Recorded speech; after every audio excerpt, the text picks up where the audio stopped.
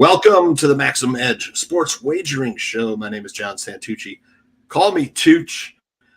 We got a couple of guys here. We're going to talk some March Madness, college basketball. One guy is the star of the show, The Hustle. If you're not watching The Hustle, man, what the hell is the matter with you? Come on, The Hustle with Chris and Drew and Adam and Kelly. If you're not watching that show, you're missing out because it's a lot of fun and very informative. We got Chris, Thurston, and Anthony in the sidecar. Welcome, gentlemen. Welcome, guys. Thanks for having me again. Always a pleasure being on with you guys. Well, thanks for coming back. Giving us your time. And as the Baylor alum in the room, we've got to talk a little Baylor versus Texas tonight. Probably the premier game, the best game tonight on the show. Anthony and I like Baylor tonight. They're the better team.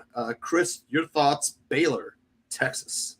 Yeah, I was fortunate enough to be at the game this past Saturday versus KU down in Waco at the Farrell Center. They sent a record attendance, close to 11,000 people. So obviously, I'm sure you guys watched the game. Baylor got off to a very sluggish, slow start right out of the gate, but made a huge run at the end of the first half.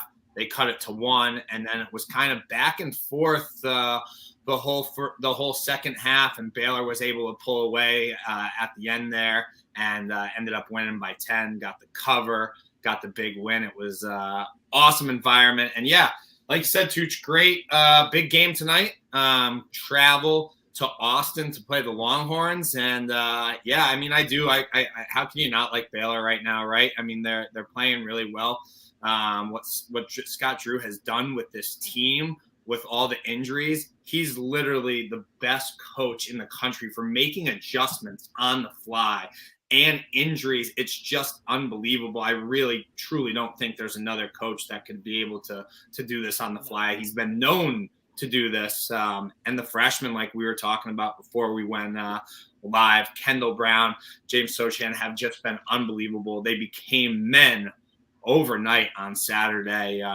Obviously, with Everyday John, JTT, going out for the season, it's been tough at the 5 spot, but Flo Thamba and Sochan have been unbelievable filling in for him at the 5, been creating a ton of havoc on offense and defense for other teams, and there's been no answer at all for Adam Flagler. Just an absolute assassin, man. Absolute assassin. Right when you need a big shot, Flagler's the guy to and Akinjo. Obviously, hasn't been shooting well from the floor, but he's been dishing dimes and he's been controlling the game, and he hasn't been losing his cool. As cold as he's been for shooting, he's literally been able to hold this team together, and they've been able to grind it out. And the D has been unbelievable. They're locking down. And, yeah, I mean, I don't mind laying the short number on the road tonight in Austin. Like you kind of said, Tooch, not really too much of a home court advantage in my opinion. I follow the Big 12 very closely. And it's just kind of been if Ramey and Jones aren't hitting their shots, they're in some big trouble. And it's really tough. They've been relying on those two all year long. So they had that comeback. They were getting killed down in West Virginia on Saturday. West Spa kind of blew that game. So, yeah, I'm sticking with Red Hot Baylor, and I think they'll be able to get the job done. They went out tonight and Saturday. They lock up the Big 12 regular season title. So it will be Baylor, play on Baylor for me as well tonight. Yep, Anthony and myself as well. Anthony, your thoughts? Baylor, Texas. I know Cryer out until early March with the foot injury. Hopefully he's back in time and healthy enough for the NCAA tournament. Anthony, your thoughts tonight's game? I know you love Baylor, love the talent. Your thoughts tonight, side and total. Yeah. Crier's not a big element of this offense anymore. I mean, they win without him. They've done what they had to do at this the next man up mentality. One thing I like about Baylor, they don't rely on one player. The whole team, including the bench, contributes to the scoring, to the defense, the turnovers. I mean, every single player is so good. I actually watched this Baylor when they played Texas in the first game. They could not match up with Baylor. I mean, you just had superior players on Baylor compared to players that are just regular at best. I mean, Texas is really nothing to brag about.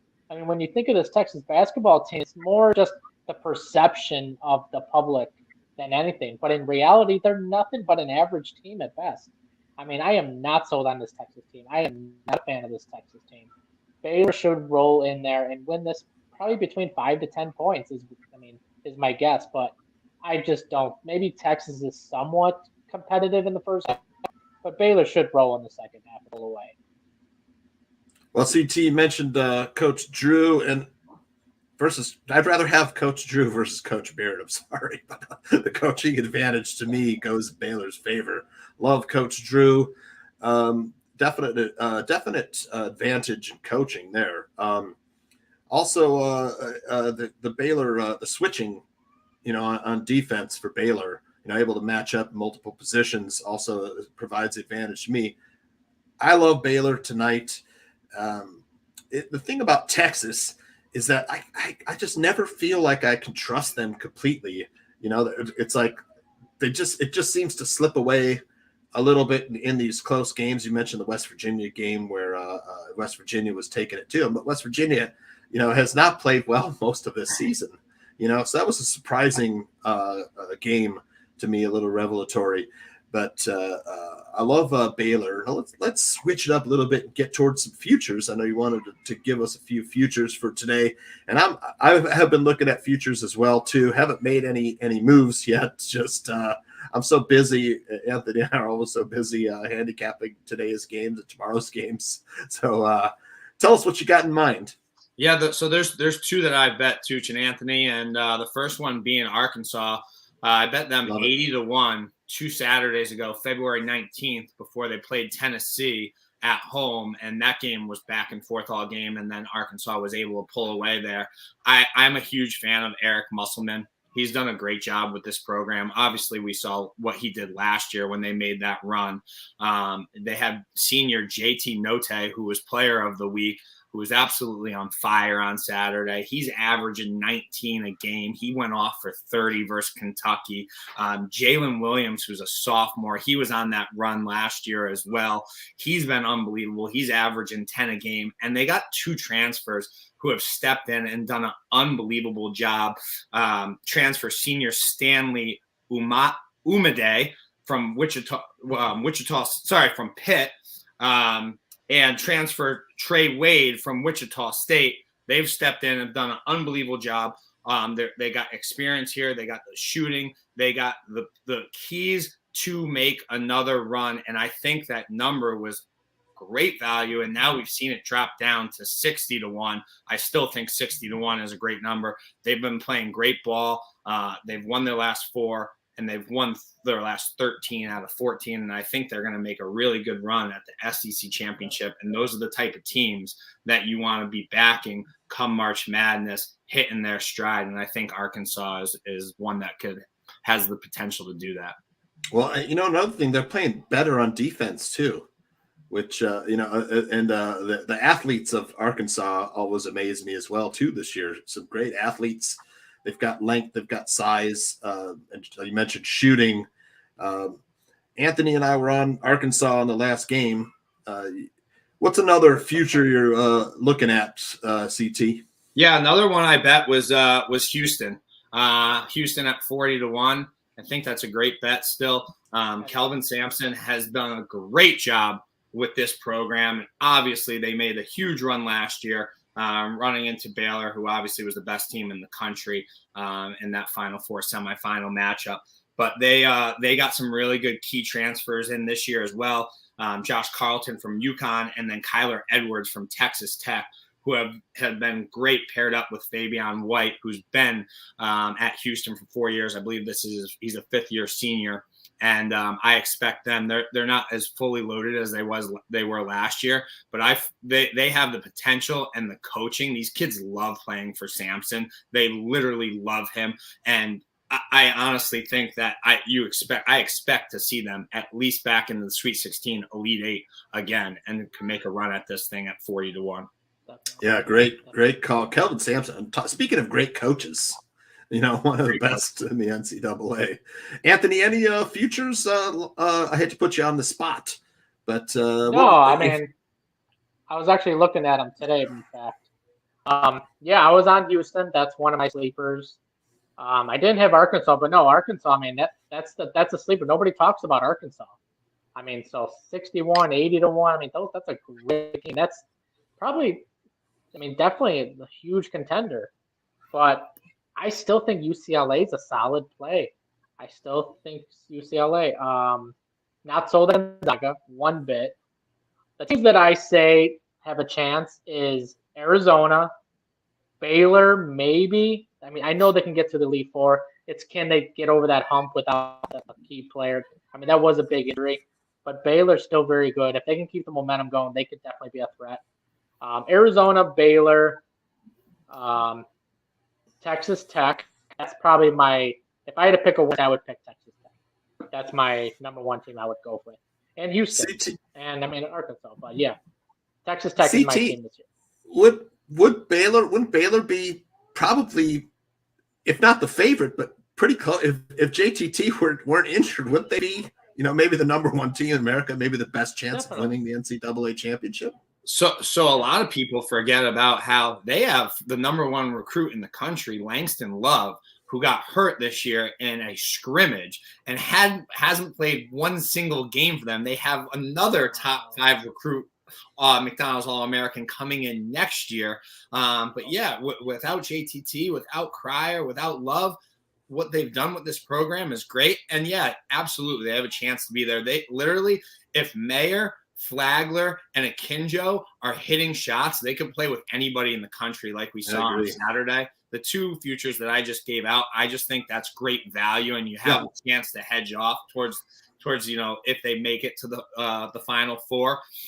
Baylor is a team that I absolutely expect to be there right and towards the end, though, as well. How we mentioned Gonzaga there. How much of a surprise was it that St. Mary's beat them? I mean, let's just say for 1 minute, six of the top teams lost outright on the road. This hasn't happened since 1990. I mean, the books made a killing. I don't know how many parlays were killed with Gonzaga losing outright. They made a killing just on me. I'll tell you that. Gonzaga alone. I mean, I woke up Sunday. I was like, yeah, I'm not getting up today. I can't say that I didn't bet the game. And obviously, this sounds like a Monday morning quarterback. I wasn't too surprised that Mary's beat them. Mary's is a good team, and it's a tough place to play, man. Really tough place to play. It wasn't that big of a surprise to me that they covered. But, yeah, I mean, it was a surprise that, I thought Gonzaga they weren't really in the game. That was more of a surprise to me. They weren't in the game, and I did not expect that. But it 21 points in the first half. 21 points in the first half. Yeah, it's like they came to the game hungover. That's the best way I can put it. I was like, "What are you, drunk? 21 points? You're supposed to be the number one team in the country." Yeah. Damn. For a St. Mary's team that doesn't score a lot of points, right, by that big of a lead. But in Arizona too, going into Colorado, also they weren't really in it either. And the thing is like I had that one. Colorado can be tough. You play at elevation, right? But I had made the few games where Arizona had fallen behind recently. I live bet them, to come back, and they came back. This time also live bet them. They didn't come back in this one, but Arizona's still a great team. They just ran into a little bit of a buzzsaw there in Colorado. But never has happened since 1990. That was a little bit of a bloodbath this weekend for people who like, they're not going to lose. They're in my money line parlay. A lot of them killed. Books made a killing. What do you think will be coming up? I can't see it happening again, but you never know. It is March Madness. Any thoughts, conference tournaments before we let you get out of here? Maybe we'll give away a free play, of course. Any last thoughts at some of these tournaments? Sure. Yeah, I think so. We talked futures for the NCAA tournament. I think there's going to be some pretty good value on some of these teams that kind of like, remember how we saw last year, like Georgetown, they needed to win to get in. Yeah. And they won to get in. something very similar to that is a Maryland team that we saw yesterday. I was on Maryland yesterday getting 4 at home. They pretty much will need to win to get in. So I think you're going to be able to find some of those teams where Michigan reminded me of a few years ago when they went on that run, and I think they lost in the Final Four or the championship game. I can't remember, but that was when John Beilein and they went on that huge run in the Big Ten tournament, kept that momentum going into the NCAA tournament.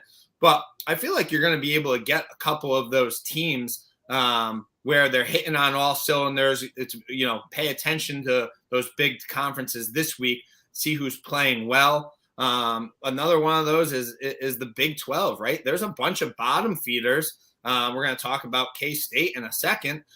Really, I kind of feel like everybody in the Big 12 can kind of play with the majority of conferences out there outside of the Big 10, the SEC. I mean, they're just in that good of a conference where they're at the bottom of the conference. So look for those teams that could need to win to get in, and you might find some value on those. I know some conference tournaments start tonight, but the majority of the big boys start next week. That's a great point. I mean, the Big 12 and SEC, probably the two best conferences in the NCAA. When they get into the tournament, some teams who were, at the top of their conferences, are going to run into be a little bit of a surprise when they play some of these SEC and Big 12 teams. But what do you guys say we give away a free play? Anthony, we have one loaded up. Got 3 of them. All right, let's go. Here we go. Giving away some free plays.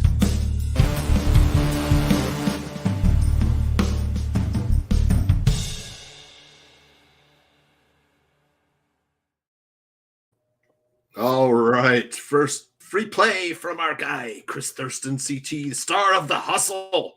He's going to say Kansas State, keeping it within 13. It's a big number against Texas Tech tonight.